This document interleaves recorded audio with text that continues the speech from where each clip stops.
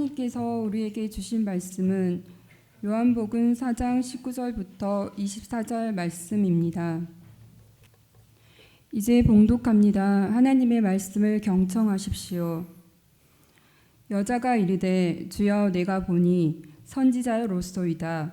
우리 조상들은 이 산에서 예배하였는데 당신들의 말은 예배할 곳이 예루살렘에 있다 하더이다. 예수께서 이르시되 여자여 내 말을 믿으라. 이 산에서도 말고 예루살렘에서도 말고 너희가 아버지께 예배할 때가 이르리라. 너희는 알지 못하는 것을 예배하고 우리는 아는 것을 예배하노니 이는 구원이 유대인에게서 남이라. 아버지께 참되게 예배하는 자들은 영과 진리로 예배할 때가 오나니 곧 이때라. 아버지께서는 자기에게 이렇게 예배하는 자들을 찾으시느니라. 하나님은 영이시니 예배하는 자가 영과 진리로 예배할지니라. 아멘. 하나님께서 이 말씀을 통해 우리에게 은혜 주시기를 원합니다. 우리는 지금 전혀 다른 기독교인이 되어가고 있다. 제가 거의 20년 전에 읽었던 책의 한 구절입니다. 당시 저는 전자시대와 기독교라는 주제에 관심 가지고 관련된 책을 읽고 있었습니다. 우리는 지금 전혀 다른 기독교인이 되어가고 있다. 아주 인상적이었습니다. 그래서 지금도 기억하고 학생들에게 종종 이야기합니다. 이 말을 한 사람은요, 500년 전에 유럽에서 살았던 사람입니다. 종교개혁 시기의 개신교인입니다. 이 말을 한 사람은요, 자신의 예배와 신앙생활에서 급격한 변화를 경험하고 있었기 때문입니다. 그 변화를 가져온 게 인쇄술이었습니다. 구텐베르크가 활자를 발명하고 나서 사람들은 값싸게 책과 소책자를 구할 수 있었습니다. 과거에 교회나 수도원, 왕족이나 귀족들만 가질 수 있었던 성경책을 일상에서 접할 수 있게 되었습니다. 손으로 필사하고 종이 테두리를 화려하게 색칠하고 금테를 두르고 때로는 화려한 색깔의 그림이 들어있는 그런 성경 대신에 글자만 가지런히 빼곡하게 기록되어 있는 성경을 예배 시간에 일상생활에 대하게 되었습니다. 교리 공부를 할 때는, 신앙 고백을 할 때는 그 내용이 담긴 소책자를 다 같이 읽으면서 공부했습니다. 그리고 똑같이 읽고 똑같은 목소리로 1.1획도 그름이 없이 신앙 고백을 하게 되었습니다. 기독교 생활의 중심이 그림과 형상을 통한 이미지였는데 이제는 책과 문자로 바뀌었습니다.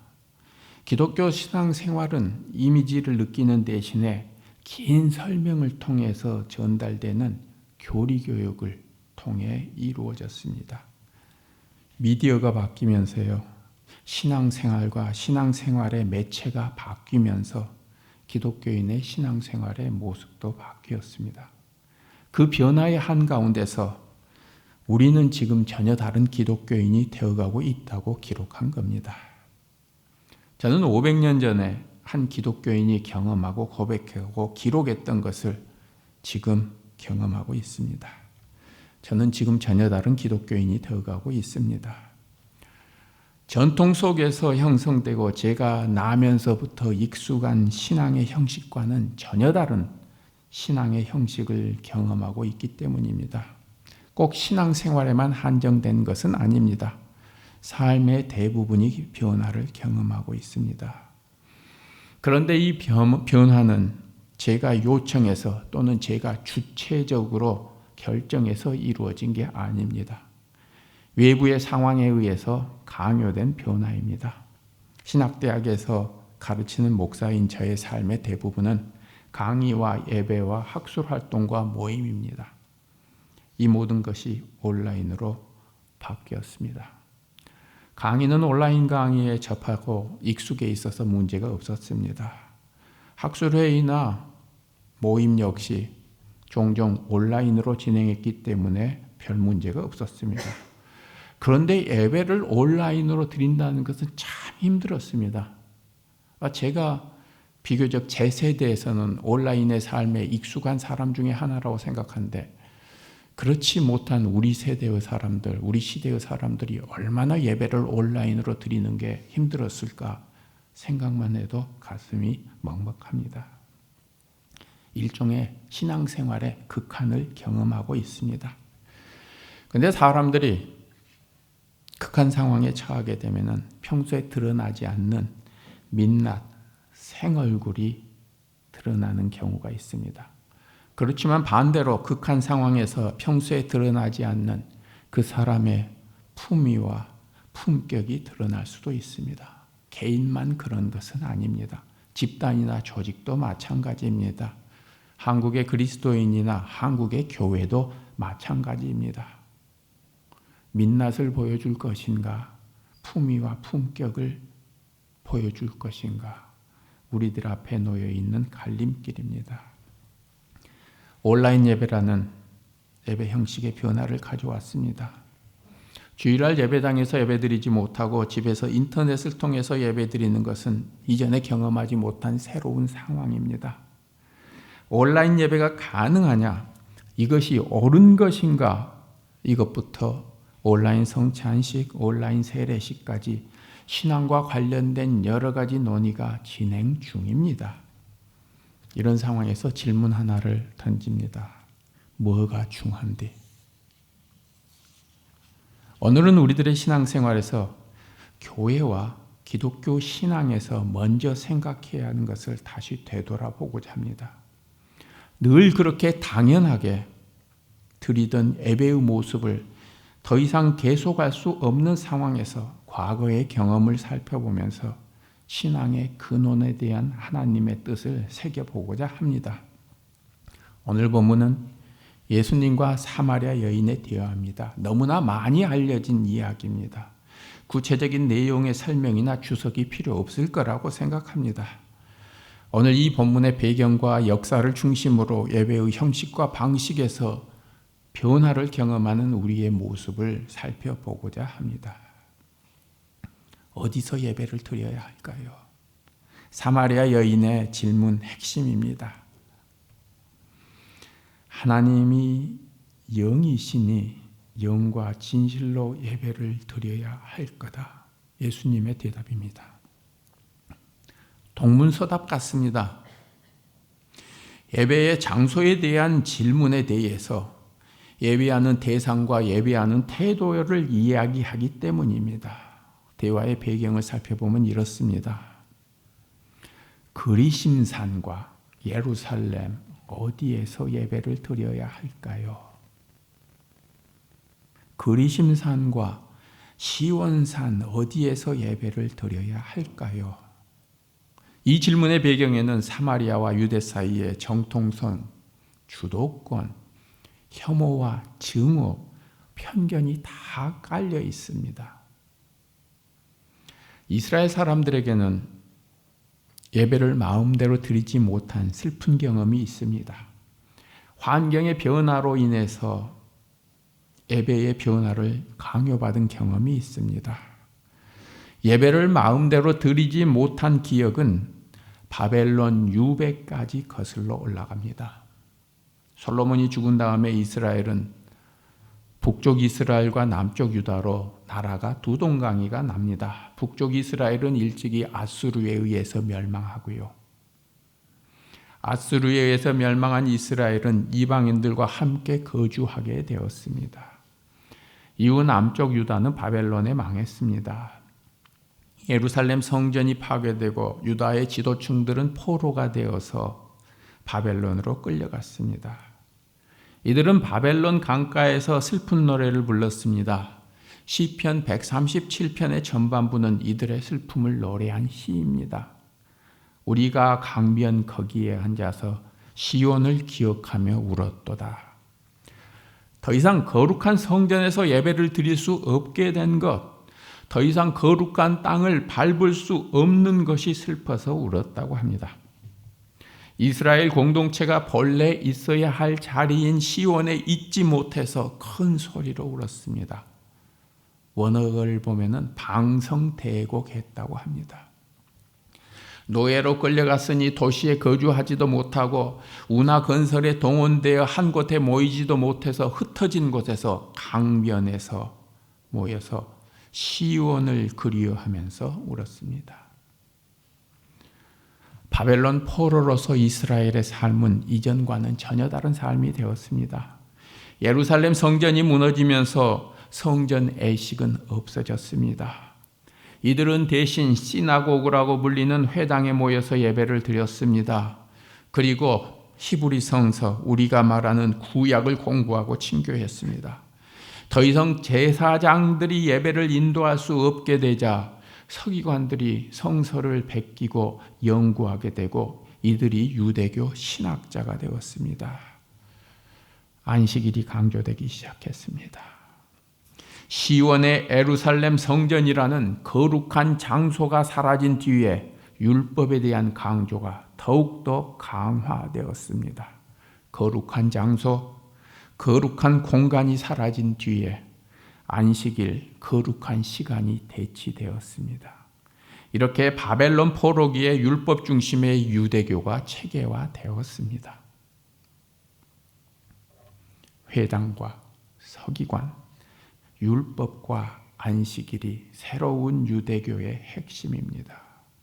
거룩한 공간 대신에 거룩한 시간이 강조되고 율법으로 일상의 생활과 일상의 시간을 거룩하게 만들고자 했습니다. 바벨론 포로의 삶은 70년 동안 이어졌습니다. 그 후 이스라엘 사람들이 고향으로 귀향했지만은 이후에 이들의 삶은 70년 전 포로 이전의 삶과 같을 수 없었습니다. 예루살렘으로 돌아가서 제2성전을 건축했습니다. 성전에서 제사를 다시 지내기 시작했지만은 그들은 회당을 짓고 회당에서 교육을 하고 회당을 기도의 장소로 사용했습니다. 포로기 이전까지 유대인이 성전을 중심으로 제2, 즉 예배 중심의 신앙생활을 했다면은 이제 성전 대사와 율법 준수가 유대인들의 신앙생활의 두 축이었다면은 포로기 이후는 유대인의 신앙생활에서 변화를 경험한 겁니다. 회당이 유대인의 신앙생활의 중심이 되었습니다. 율법이 신앙생활의 가장 중요한 핵심이 되었습니다. 성전 제사에서 율법을 준수하는 일상생활로 그들의 삶의 양식이 바뀌었습니다. 그렇다면 사마리아인과 유대인은 어찌하여 그리심산과 예루살렘에서 따로 예배를 드리게 되었을까요? 사마리아인들이 그리심산에서 예배를 드리게 된 것은 포로기에서 귀향한 이후 스룹바벨이 시작한 성전 건축과 관련됩니다.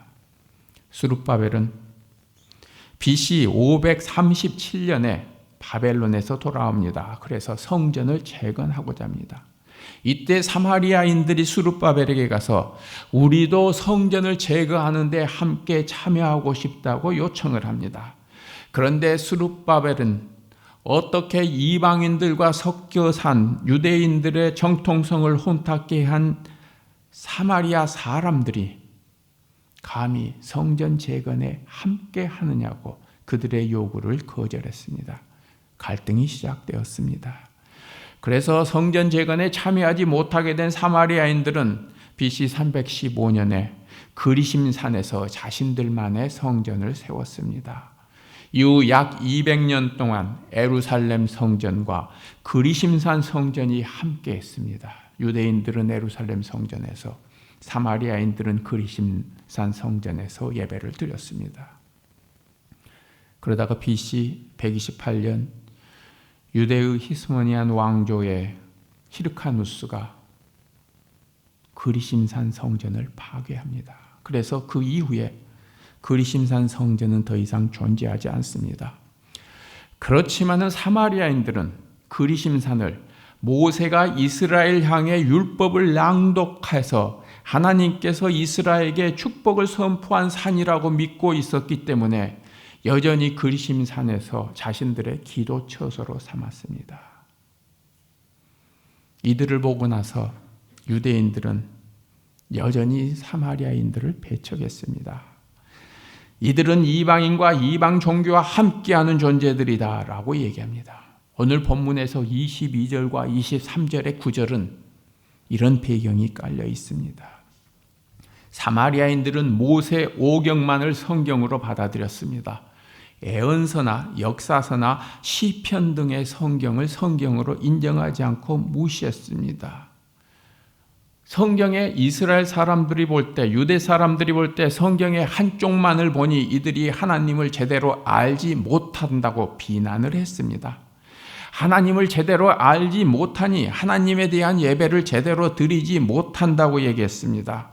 그리고 우상 숭배와 섞여 있는 예배를 드린다고 비난을 했습니다. 그래서 유대 랍비들은 유대인들에게 이렇게 가르쳤습니다. 사마리아인들의 예배는 사랑과 지식에 근거하지 않고 무지와 공포에 기초하고 있다. 그래서 이들은 하나님을 미신적으로 예배한다고 비난했습니다. 이게 당시 배경입니다. 이런 상황에서 사마리아인은 하나님께 나아가려면 어디에서 예배를 드려야 하는지 물었습니다. 21절 이렇게 얘기하지요. 너희가 아버지께 예배할 때가 이르리라. 예수께서는 예배할 곳이 그리심산인지 예루살렘인지 묻는 사마리아 여인을 향해서 두 장소 모두 부정했습니다. 특정 예배 장소를 부정하는 예수님께서는 장소에 구애받지 않고 하나님께 진정 나아가 영과 진리로 예배드리는 새로운 시대가 왔다고 이야기합니다. 영과 진리로 23절의 말씀은 어떤 예배가 참 예배인지 예수께서 가르치고 있는 내용입니다. 영은 푸뉴마지요. 성령으로도 번역됩니다. 성령께서 원하시고 감동하시는 바에 따라 예배를 해야 하며 인간의 마음과 영혼과 중심을 가리키는 것, 이게 푸뉴마입니다. 그러니 외부적인 허식과는 반대되는 예배를 드려야 할 거라는 것을 담고 있습니다. 영과 진리라고 했는데 진리에 해당하는 원어는 알레데이아입니다. 성실, 정직, 진정 이런 의미도 있지만 우리말 성경에는 진리로 번역되어 있습니다. 적절한 번역이라고 생각합니다. 왜냐하면 진정이나 성실이나 정직 등은 푸니마의 성격과 더 어울립니다. 여기에서는 진리는 하나님께 제시하는 참된 방법으로 예배 드리는 것을 의미합니다. 그런데 예수께서 사마리아 여인을 향해서 영과 진리로 예배를 드리라고 한 것은 유대인들과 사마리아인들의 예배에서 부족했던 면을 지적하고 있다고 합니다. 앞서 나오는 영은 유대인들이 가지고 있었던 예배에서 결여된 것을 분명히 드러내는 것으로 볼 수 있다고 합니다. 유대인들은 성전제사 전통을 가지고 있어서 형식적인 예배에 치중하였습니다. 예수님께서는 그것을 가지고 형식적인 예배보다도 진정으로 영으로 드리는 예배가 중요하다고 얘기하는 겁니다. 이어서 진리로 예배드리라고 하는 것은 사마리아인들의 예배를 향해서 말하고 있는 것입니다. 모세 오경만을 받아들인 사마리아인들은 성경이 가르치는 장소, 즉 성전에서 하나님을 향한 바른 방법으로 예배를 드리지 못하고 있다는 것을 지적하고 있는 겁니다. 예수님께서 보시기에는 그리심산에서 예배를 드리건 예루살렘에서 예배를 드리건 사마리아인이나 유대인이나 모두 각자 진리를 결여하고 영을 결여한 예배를 드리고 이로 인해서 참된 예배자로서의 길에서 벗어나 있다는 것을 지적하고 있습니다. 예수님께서 보시기에 유대인들은 형식에 치우쳐서 영으로 드리는 예배와 거리가 멀었고 사마리아인의 예배는 성경의 가르침에서 벗어나서 진실한 예배가 아니라는 겁니다. 이어서 예수께서는 24절에서 하나님의 존재 양식에 대해서 간결하고 정확하게 표현합니다. 하나님께 예배하는 자들의 참된 자세에 대해서 이야기합니다. 하나님은 영이시니 하나님의 존재 양식을 보여줍니다. 나아가서 예배 성격을 규정합니다. 하나님께 드려야 하는 진실하고 참된 예배는 자신의 영을 통해서 하나님과 화해하고 코이노니아를 이룰 때 이루어진다는 겁니다. 영이신 하나님은 사물에 국한하여 계시지 않습니다. 하나님은 장소에 국한되지 않습니다. 하나님은 예루살렘이나 그리신상과 같은 장소에 국한되지 않습니다. 하나님을 특정 장소에 묶어두려고 하나님이 특정 장소에만 계신다고 그렇게 생각하는 것은 하나님을 제한하는 것이 됩니다. 하나님의 임재는 온라인이나 오프라인이나 그 어디에도 제한되지 않습니다. 하나님은 온라인을 넘어서서 오프라인을 넘어서서 어느 곳에나 계십니다. 온라인 예배건 가정 예배건 디아스포라 예배이건 예배당 예배이건 중요한 것은 영이신 하나님을 내가 영으로 진리로 만나고 있느냐의 문제입니다. 좋은 시설을 갖춘 멋있는 건물에서 예배를 드려야 예배의 품위가 갖추어진 것은 아닙니다.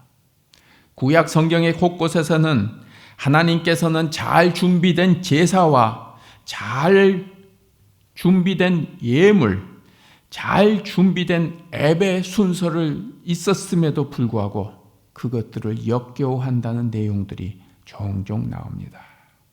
말라기서는 특별히 예배를 드리는 사람들의 마음과 태도, 그들의 일상적인 삶이 하나님의 뜻에 맞지 않을 때 하나님은 성전 문을 닫았으면 좋겠다고 합니다.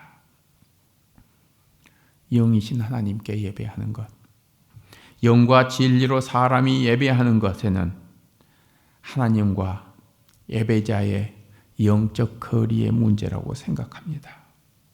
좋은 건물과 잘 구성된 예배, 풍요로운 예물이 하나님과의 거리를 좁히는 것이 아니라 하나님과의 거리를 좁히는 것은 신앙인의 자세와 태도입니다. 코로나라는 어려운 상황 속에서 우리는 하루에도 몇 번씩 사회적 거리두기라는 말을 듣습니다. 이 용어는 원래 문화인류학자인 에드워드 홀이라는 사람이 숨겨진 차원이라는 자기 책에서 처음 소개한 개념입니다. 미국인들을 대상으로 해서 사람들 사이의 공간을 인간관계에 따라서 4가지로 구분한 겁니다. 친밀한 거리, 개인적 거리, 사회적 거리, 공적인 거리, 이 4가지로 구분했습니다. 친밀한 거리는요, 46cm 이내의 거리입니다. 부모와 자녀, 부부, 연인 관계처럼 개인적인 공간을 허용할 만큼 가까운 거리입니다. 숨소리까지 들을 수 있는 거리입니다. 이 공간은 자기 방어를 위한 최소한의 사적인 공간입니다. 그래서 이 영역을 침범당하면 본능적으로 거부감이나 공포감을 느낄 수 있습니다.